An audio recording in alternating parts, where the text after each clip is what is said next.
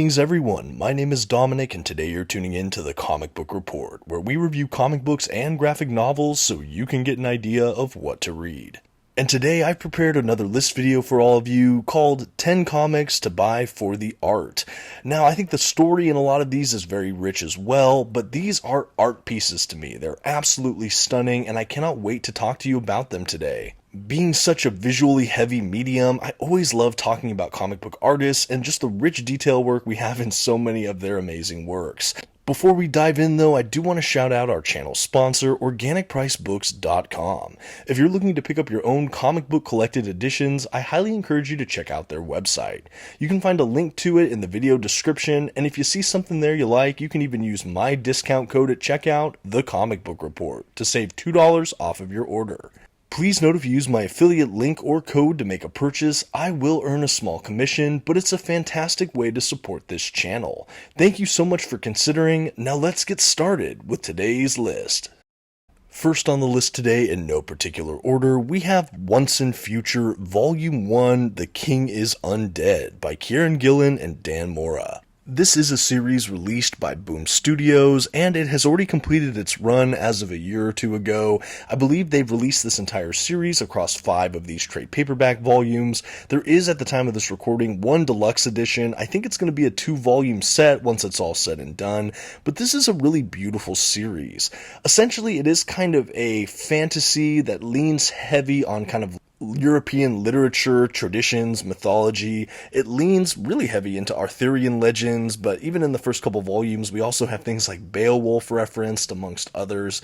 It's a really great series, though. It follows a young man, his grandmother, and kind of his girlfriend as they try to stop an undead King Arthur from basically destroying the world. There's kind of these otherworldly, kind of medieval realms, these things that look like zombies, a lot of kind of sorcery and swords and fighting, monsters, things like that. His grandma is kind of a monster hunter. Anyway, I think that this is a very fun series for people that like British literature in particular. I think that there's a lot of just really great storytelling here, and I think Kieron Gillen really knocks it out of the park with this series. But as this video is suggesting, I'm here for the art, and this is where I was first introduced to the great Dan Mora. As you can see as I flip through here, the pencils are just wonderful. I mean, the character models are so detailed. I really love once we get into kind of some of the otherworldly, paranormal, monstrous aspects of his art, where we really get to see him just go full gear. It's just something beautiful to behold. I know recently he's been the artist on Mark Waid's World's Finest run, and that's gotten him even more mainstream attention. He's a prolific artist that has done so much more than even these, but this is my first exposure to Mora, and honestly, the art in this collection is just unmatched for me. So anyway, a great book to buy for the art. I highly recommend Once and Future. Next on the list, I'm selecting Moon Knight by Jeph Lemire and Greg Smallwood. Admittedly, this run does have other artists than just Smallwood, and I will be showcasing this entire collection, but I'm going to put the spotlight specifically on Smallwood just for the sake of this video. For those that don't know, this Moon Knight run really does feel like a one-and-done run. I feel like you don't need to have a ton of backstory to really enjoy the storyline, and it really wraps up quite nicely, all in the space of a good handful of issues. I do have the complete collection here in trade paperback from Marvel Comics, and I really loved going through this late last year. As far as the art goes, you see it through most of this collection. It has this kind of sketchy, surreal feeling to it. I think the character models look pretty realistic in many ways, and I just like the look. There's such an atmosphere and moodiness to Smallwood's style. I think the colorist should absolutely be commended as well. It's just great work. The collection, though, to buy for the art, like I said, Smallwood alone is worth the cost of entry for me, but Lemire's writing is absolutely top-notch as well, and the fact that we get multiple artists on this book is just the cherry on top. For those that don't know, Moon Knight has dissociative identity disorder, the kind of multiple personality situation going on, and how Lemire decides to break this down in this run is that each persona has its own artist. So when we swap personalities, personalities, we have a different lead artist at the helm. And the visual styles are very striking and different, and I really love that in this run. But Smallwood is really the chief artist, and we have him the most kind of when he's Mark Spector or going into that Moon Knight persona. And I really just dug this run. Like I said, it's very atmospheric, moody. There is a kind of surrealism to this artwork as well, and I just feel like it's just so well done. This series definitely puts Smallwood on my radar, and frankly, I couldn't be happier about that. If you're looking for a book with fantastic art, look no further than Moon Knight by Lemire and Smallwood. And hey, if you're watching this video and you've yet to subscribe to the channel, I just want to encourage you to do so. I'm always doing top 10 videos like this, along with comic book reviews, hauls, and so much more. Anyway, thank you for considering. Let's keep the show going. Next up, I've got a Batman book, frankly, one of my favorites. We're going to be talking about Batman Hush by Jeph Loeb and Jim Lee. Now, if you've been a fan of this channel for a while, you might know that this work here has my favorite comic book art of all time. Now, I'm a huge Batman fan, and I had seen Jim Lee's work in other titles before, I believe X-Men amongst some others, but when I encountered what Jim Lee did in the pages of Hush, I was just blown away. I was gobsmacked. I've never read anything quite like this. Now, it is a fun detective mystery story featuring Batman where he's trying to find this mysterious criminal behind the scenes. It takes him and the Bat family through a bunch of his different villains characters, and it's honestly a great way to experience a lot of what Batman has to offer in a great contemporary story. But Jim Lee's pencils, the polish on them, just what he brings to the table, it's just outstanding. There's something about this that I just feel like is a definitive Batman experience. I think all the characters are really just nuanced and very distinctive. No character looks alike, and I just think it's jaw-dropping. Even his sense of scene and placement, it's just really outstanding. I've never seen Gotham look quite like this, and I've never seen these characters jump off the page in the way they just simply do here in the pages of Batman Hush. You add to that, we also get some incredible flashback sequences and a very different looking type of art style. This book just has it all. I think that this is easily a book you can buy just for the artwork, and if you're a fan of Batman or prospective fan of Batman, this is one that should definitely be within your library.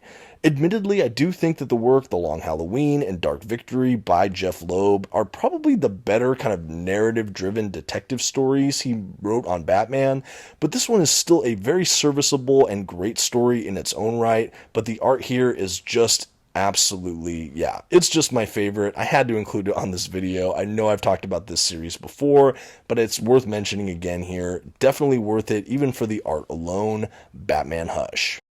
Next on the list, coming to us from Image Comics, we have Firepower. This is the deluxe edition book 1 by Robert Kirkman and Chris Samnee. Admittedly, I did find this book last year, and I was so eager to give it a shot, trying to fill the vacuum that Invincible left in my life, another incredible Image Comics series from Robert Kirkman. I was familiar with Chris Samnee's work, having seen some of his art in the pages of Daredevil, and I think that this is just a really great dynamic duo as far as a comic book creator team, and honestly, this book did not disappoint me. It's heavy into kind of the martial arts fiction, the kind of fantasy martial arts story. We have another kind of Western chosen one who's kind of found his way into this Eastern kind of monastic martial arts sect on the top of this mountain. Anyway, it's a kind of contrived story at the very base of it. The premise, we've seen that kind of chosen one martial arts story again and again. See something like Iron Fist to that end. And yet what Robert Kirkman brings to the table is, as always, so much more. There's a really intense and beautiful family narrative in this storyline. This is another series that's already finished up. I'm hoping to get the book 2 whenever it drops. I think that'll collect, I'm assuming, the end of the series, but this book here I think covers about roughly half of it, and honestly it is a great book. The art though that we're going to be talking about today from Chris Samnee is really what elevates it to me. Samnee has a more animated style with kind of that heavier outlining, I think, but it just really works, and the coloring and just the presentation and scope of it all, everything just leaps from the page. And I think with a series like this, all the different kind of beautiful locales between, again, the kind of monastery on top of this mountain range to just kind of the streets of a suburb and everything in between, this book really has it all. I love the sense of action, combat, and yes, fireballs, which are prevalent in this book. They're all just beautifully illustrated. We have some cool martial arts fights, kind of ninja things happening, and if you're a fan of these genres, this is a must read. And even if not, if you're looking at this art and think it might be for you, I encourage you to pick it up. It is that beautiful, and it is a really gripping read. I will say for me, Kirkman rarely misses in the properties I've read from him. This is not invincible, but wow, is it still a really great read, and you gotta check out Samnee's art. Back in the world of DC, we're going to be talking about Harleen by Stjepan Sejick. This is a Black Label book, and I believe consists of about 3 issues. This is a really fun, oversized art format kind of book. It is very boxy, so when you get those spread pages, you just have this gigantic rectangle of just beautiful artwork to look at. For those that don't know, I did review this on the channel once upon a time, but this is ostensibly a Harley Quinn origin story. So if you've ever been interested in this character, maybe you've never read her, but you've seen her in the animated series, animated films, or Suicide Squad, her own movie, things like that from the DCU, this is really where I recommend people starting reading Harley Quinn. Yes, she's good in Suicide Squad. Yes, I really enjoyed Mad Love as well, but this right here, this is the series for me.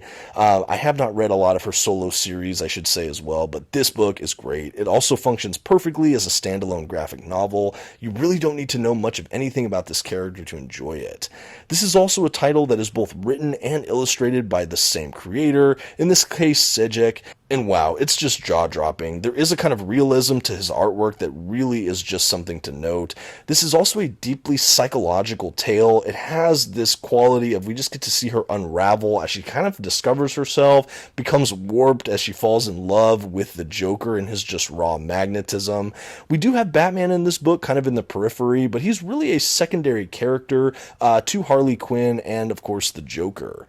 This is a beautiful book. Like I said, it has a more realistic bend to it, and yet there are these kind of nightmarish dream sequences that are just really fascinating as well. This is a book I would buy 100% for the artwork, and yet this is still a very grounded, character-driven origin story, deep in psychology, and honestly, I love it. This is a book I could reread over and over again, and it's on my short list for DC's greatest hits, especially if you're looking for a contemporary classic. If you've yet to check it out, I do highly recommend Harleen. Another DC kind of art format book here, we have Catwoman Lonely City by Cliff Chiang. This is also part of their Black Label collection over at DC, which is meant for the more older, mature readership. I will say this collection isn't overly explicit, at least in my mind, but it does showcase a true artistic talent. So this story is set in kind of a dystopian, near-future Gotham City. This is not in the main continuity, but essentially it's a decade after some of Gotham's heroes and notable villains all die in essentially a terrorist attack. In the decades since the attack, Catwoman has been incarcerated in prison, and the story basically picks up when she is released and goes back into the Gotham that she once knew and loved. Right away, she tries to jump back into her old Catwoman costume and prowl the city to essentially honor a final promise or mission from Batman. This is not an overly long series, again just a few handful of issues, and yet in this oversized format, it is just wonderfully paced. So like Stjepan Sejick for Harley Quinn, this is a book that has double duty, the same writer and artist, and that is Cliff Chiang. As a reader, I had seen Chiang's work in the Brian Azzarello Wonder Woman New 52 run, as well as his art featured in Paper Girls. Now, I love him as an artist. I think that his kind of, again, heavier outline style, a little more cartoony and kind of animated feel to it, I just always thought it was very striking and very interesting and kind of pop arty in its own way. But I was curious to see how he tried his hand at writing as well, and frankly, this blew me away. I am here for more Cliff Chiang written and illustrated works because wow, this thing was outstanding. Being part of Black Label, outside of the main continuity, this can absolutely be read as just a standalone graphic novel, and the art is just incredible. I also love the coloring as well. We go from kind of warm to cooler color palettes, and everything just really screams amazing detail work. I love seeing this kind of near future Gotham where things are not quite as we remember them. This is also a really good character study on Selina Kyle and just what makes her tick. I was really impressed by everything we got and the scope of this story in just a handful of issues. Like I said earlier, it's really well paced, and it's something that should absolutely be enjoyed. Okay, next we're going to be talking about a Marvel release. This is Fantastic Four Full Circle by Alex Ross. Now this book is in a similar format as the last two entries. It's this kind of over large square format. I really think this format is great for showcasing artwork. Why this book in particular really stands out for me is that this is a really amazing love letter to the great Jack Kirby. Why do I say that? Because we have one of the comic book medium's greatest illustrators of all time, that being Alex Ross, who is known for his very traditionally painted and realistic looking artwork, this time kind of channeling a 60s Jack Kirby and bringing a tale that's really a sequel to This Man, This Monster, one of the most prolific Stan Lee Jack Kirby Fantastic Four issues, again from back in the 60s. I do think you can read this as a standalone hit, but I think if you read some of that early Stan Lee Jack Kirby Fantastic Four run, particularly the issue This Man, This Monster, this will hit even harder.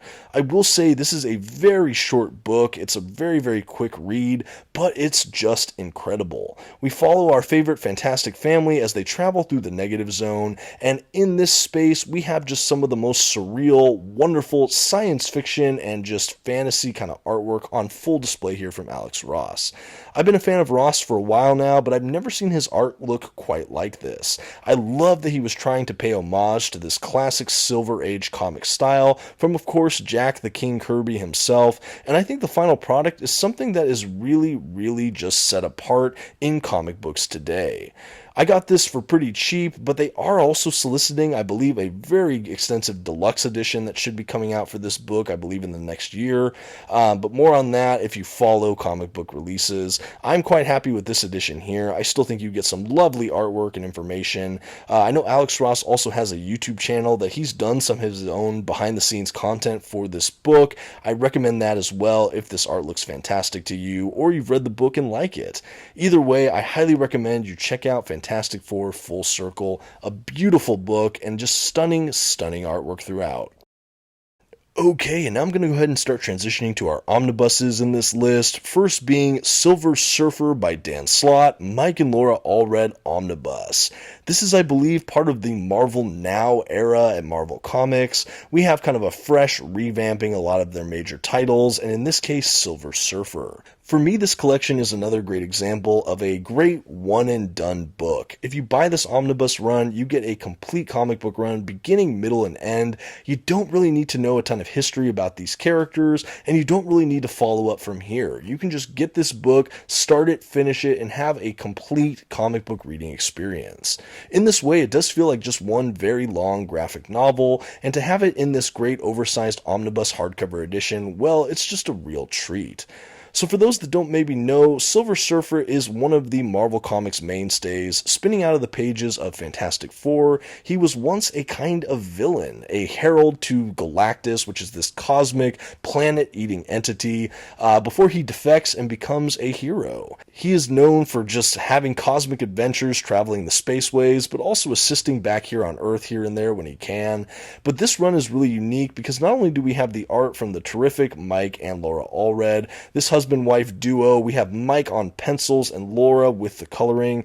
It's just really beautiful. Another artist that really favors the kind of heavier outlined animated style. In this case, there is this pop art indie aesthetic to this work that I just really enjoy. I think seeing Allred just go full on with all of these science fiction and kind of alien cultures, worlds, plot devices, it's really just something to see.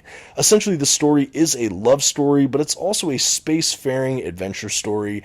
If you're someone who maybe likes the big two, Marvel and DC, but you get burnt out with the same old superhero comics, this is really the book for you. In many ways, it feels like an independent comic, but I just adore this run. This omnibus is incredible, and for the art alone, it's worth it. But honestly, the writing from Dan Slott, it's just some of my favorite. Definitely don't miss out this incredible run on Silver Surfer.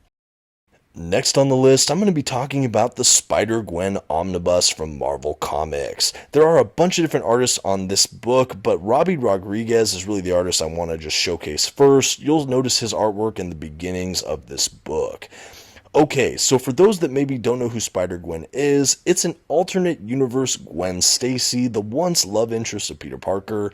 In this alternate world, she gets bit by a radioactive spider, and after failing to save her friend Peter Parker, takes on the mantle of Spider-Gwen, or Spider-Woman, or Ghost Spider. This name kind of revolves a lot, but she becomes a spider person in her own right who fights crime. A really wonderful character in her own right. I know that this character got so much more popularity in film Into the Spider-Verse and Across the Spider-Verse. If you're a fan of those films and don't really know where to start with her in comics, I highly recommend you check out this omnibus or maybe some of the issues that it contains. I believe this is currently out of print, but you can always stay tuned for a hopeful reprint sometime in the years to come, or you can find it on secondary markets or used market sellers. Anyway, this book is incredible. I really have loved what I've read of it so far. If you'd like to see a full review of it when I finally finish it, I am still reading it, just full confession here. Anyway, if you'd like to see a review someday, let me know in the comments. But as you can see from the art as I'm flipping through, it is just amazing. I am a kid of the 90s, and the art style in this book really reminds me of the video game Jet Set Radio. I don't know if anyone's played that, but wow, it's just this really cool kind of edgy, hard, angular, popping right from the page. The art in some ways almost looks like really stylish graffiti in a weird way. I don't know if I'm the only one that makes that parallel, but I just think it's gorgeous. I've never seen a comic that has art quite like this. When I got this omnibus, I got it because I am a fan of the greater Spider characters, but honestly, when I started reading it with this art, I just couldn't put this thing down. I've still been going through it, but wow, it is really, really masterfully done. It's also an art style that leans a little bit more on that kind of animated style, less realistic, but it really just works. Like I said, I'm a really big fan of just the sharp, bold, kind of poppy art feel, and the art here is just great. And honestly, I don't feel like the art is discussed enough in these mainstream videos, so I wanted to include it on my list, Spider-Gwen Omnibus. And finally on today's list, a book to buy for the art, I highly recommend Batman Black and White Omnibus. This is a book I recently reviewed on the channel not that long ago, but essentially it is a collection of incredible black and white Batman stories from so many different comic book creators, both writer and artists. Frankly, there are so many artists in this book, I'm not even going to go through the trouble of naming them. There are just so many. So honestly, if you're liking it while I'm flipping through it, let me just tell you there's even more artists than what I'm seeing and showing in this small snippet. You can see even more of them in my full review of this book. Suffice it to say, it's some of the industry's best creative talent, and it's their take on a short, kind of, 3 to 5 page Batman story, I would say on average, and you get so many different kind of genres. You'll have one story that is just a hard-broiled, terse detective noir right next to the most fanciful, campy black and white story you've ever read in your life. You'll have some that are edgy, kind of punk, and the next one will be a straight-laced superhero book. I don't know, it plays with tone, it plays with character, it plays with visual style so much. It's a perfect book that you can read, enjoy a few stories, put back on your shelf, and come back at a later time. If you enjoy comic book art, the history of comic book art, you have to get a collection like this. The variety alone is just outstanding, and it's a book that I feel like gets passed over by a lot of comic book fans. I will say if you're looking for one cohesive story or kind of a bigger, just singular run, this is probably not the book for you, but if you love comic book art and you love the character of Batman and his greater universe, and you're in for the short story kind of feel, and you don't mind the lack of color, this is a must-read. Batman Black and White is something truly awesome to behold. This is the omnibus edition, but there were also a handful of trade paperbacks released that I could also recommend. I hope you've enjoyed even just this little taste as I've been flipping through, but Batman Black and White Omnibus, easily one that can be bought for the art. Okay, and that's going to round out our list video for today, 10 comics to buy for the art. And I will say also at the end, this is not meant to be derogatory. I think some of the writing on a lot of these books is outstanding as well. But to me, these are books that the art just screams, please check me out. Please read these books and just absorb all the incredible illustration. I have reviewed a good handful of these on the channel before, but they're easily all recommends from me. I hope you've enjoyed this video. If you'd like, I'd love to hear from from you in the comments below. Did you like this video? Why or why not? And also, what are some of your favorite comic books that you particularly like the art in them? I'd love to hear your recommendations for comic book artists, but particularly the works by these artists. Let me know in the comments. Maybe there's some outstanding comics I've never read or this greater community can enjoy, just kind of sampling some of your recommendations. Anyway, thank you all for watching, and until next time, this has been the Comic Book Report. Please don't forget to give this video a like, have your comment to share your opinion, and also maybe check out one of my other videos on the way out. Thanks, and have a good one.